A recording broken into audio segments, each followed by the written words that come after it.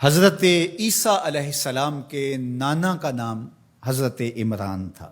حضرت عمران کے ہاں اولاد نہیں تھی۔ ان کی زوجہ حضرت حنہ سلام اللہ علیہا، پیغمبروں کا خاندان ہے، پیغمبروں کی صحبت ہے، تو وہ بھی صبر شکر کر کے اللہ کی رضا پہ راضی تھی۔ گھر کے صحن کے اندر دوپہر کے وقت چارپائی بچھائے ایک درخت کے نیچے قیلولہ کرنے لگی تو ایک منظر دیکھا کہ درخت پر ایک چڑیا نے گھونسلہ ڈالا ہوا تھا اور اس نے بچے دیے ہوئے تھے۔ وہ کہیں سے اڑ کے جا کے دانہ اٹھا کے لاتی اور بچہ چونچ کھولتا اور ماں اس کی چونچ میں دانہ ڈال دی۔ چڑیا کے بچے کے ساتھ چڑیا کی محبت کو دیکھا تو حضرت حنہ کا دل چوٹ کھا گیا اور بارگاہ عزدی میں عرض کی، مالک تو نے جانوروں کو بھی بچے دیے ہیں اور وہ ان سے پیار کر رہے ہیں، تیرے دربار میں کیا کمی ہے اگر تو مجھے اولاد عطا کر دے۔ دل چوٹ کھا گیا، دل کی اتھاہ گہرائیوں سے دعا نکلی، عرش تک جا پہنچی۔ اللہ نے حضرت حنہ کو کرم نوازیوں سے مولا مال کر دیا۔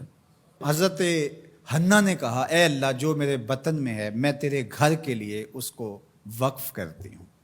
جب ولادت کے لمحے آئے تو حضرت حنہ زوجہ عمران نے بیٹی کو جنم دیا تو پریشان ہو گئیں کہ مالک یہ تو بیٹی ہے، میں نے تو اس کو مسجد اقصیٰ کے لیے وقف کیا ہے اور وہاں سارے مرد ہیں، ایک لڑکی جب جوان ہوگی تو اس کو وہاں کیسے چھوڑ سکوں گی، منت میری کیسے پوری ہوگی۔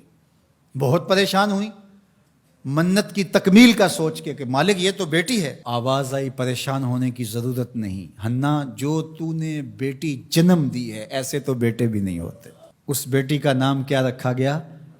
مریم سلام اللہ علیہا۔ بیٹی جوان ہو گئی تو منت یاد آئی کہ اب اس کو بیت المقدس میں ہم نے وقف کرنا ہے۔ پریشانی ہوئی کہ اب 300 حجرے ہیں جن میں مرد ہی مرد ہیں، ایک تنہا عورت کیسے وہاں رہے گی؟ تو یہ سوچا کہ کوئی بوڑھا بزرگ ہو جس کی کفالت میں ان کو دیا جائے تو وہ ان کی دیکھ بھال کرے، ضروریات کو پورا کرے۔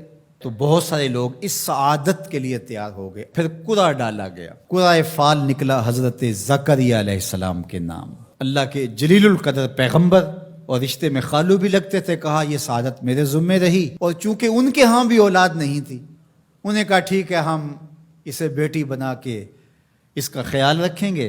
حضرت زکریا علیہ السلام نے ایک حجرہ مختص کیا حضرت مریم کے لیے اور ان کی ضروریات کو پورا کرتے، کھانا دیتے۔ جب کہیں جانا ہوتا تو حجرے کو باہر سے تالا لگا کے چلے جاتے، افطار کے وقت یا رات کو گئے ہیں تو سحری کے وقت پھر آ جاتے۔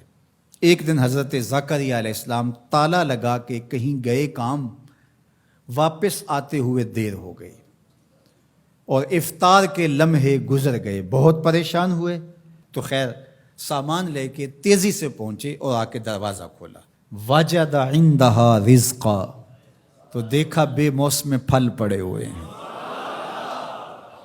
حیرت تو یہ تھی کہ پھل ہیں، دروازہ مقفل ہے، باہر سے کوئی اندر نہیں جا سکتا، اندر سے کوئی باہر نہیں آ سکتا، پھل کیسے آئے؟ پہلی حیرت تو یہ، پھر پھل بھی بے موسم ہے۔ قال یا مریم ان لک ھذا، اے مریم یہ کہاں سے آئے؟ قالت ھو من عند اللہ، کہا یہ میرے اللہ کی طرف سے آئے، یہ مجھے میرے رب نے دیے ہیں۔ ان اللہ یرزق من یشاء بغیر حساب، وہ جس کو چاہتا ہے بغیر حساب کے عطا کرتا ہے، اس کے لیے کوئی مشکل نہیں ہے۔ جو ماں کے پیٹ میں بچے کو رزق دیتا ہے، انڈے میں چوزے کو رزق دیتا ہے، وہ حجرہ مریم میں مریم کو رزق نہیں دے سکتا؟ اب حضرت زکریا علیہ السلام کا ذکر آپ نے سنا کہ ان کے ہاں اولاد نہیں تھی اور عمر کتنی ہو گئی تھی؟ 120 سال، اور آپ کی زوجہ کی عمر 100 سال ہوگی، تو اب تو امید بھی ختم ہو گئی اولاد کی۔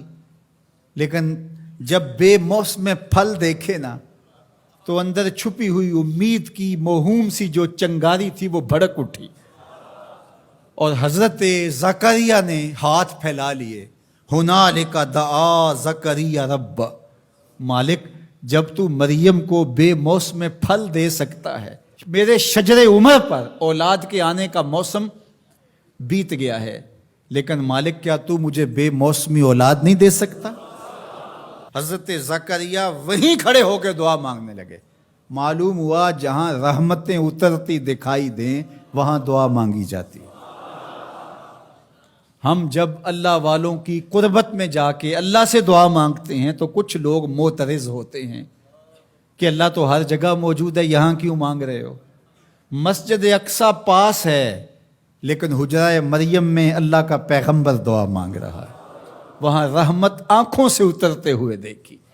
ان رحمت اللہ قریب من المحسنین، اللہ قرآن میں فرماتا ہے میری رحمت محسنین نیکوکاروں کے نیڑے ہوتی ہے. اس لیے ہم اللہ والوں کے قریب جا کے اللہ سے مانگتے ہیں، مالک تیری رحمتیں یہاں برس رہی. ہنالک دعا زکریا ربہ، وہیں کھڑے ہو کے دعا مانگنا شروع کر دی، اللہ مجھے ستھری اولاد عطا کر دے. پھر کیا ہوا کہ کہا گیا یہاں دعا کیوں مانگ رہے ہو، میرے گھر میں آؤ. کہا گیا نبی ہو کے ولیہ کے حجرے میں دعا مانگ رہے ہو، تمہیں کچھ نہیں دیا جائے گا. نہیں، سنو قرآن سنو. فنادتہ الملائکہ، فرشتے آ کے پکار کرنے لگے. کب؟ وَهُوَ قَائِمٌ يُصَلِّي فِي الْمِحْرَابِ، وہ حجرے میں کھڑے ابھی دعائیں مانگ ہی رہے تھے. فرشتوں نے آ کے ندا دی، کیا؟ ان اللہ یبشرک بیحییٰ، اے زکریا تمہیں مبارک ہو، ہم تمہیں یحییٰ عطا فرمائیں گے. اولاد مانگی ہے تو یحییٰ ملے گا، لیکن اکیلی اولاد نہیں مانگی، ذریۃً طیبہ، ستھری اولاد مانگی ہے، پاک اولاد مانگی ہے. تو مصدقاً بکلمۃ من اللہ وسیداً وحصوراً ونبیاً من الصالحین، جو بیٹا دینے والے ہیں وہ کلمت اللہ کی تصدیق کرنے والا ہوگا، سردار ہوگا، عورتوں سے الگ رہنے والا ہوگا اور پیغمبر ہوگا، صالحین سے نبی ہوگا، یہ شانوں کا مالک ہوگا.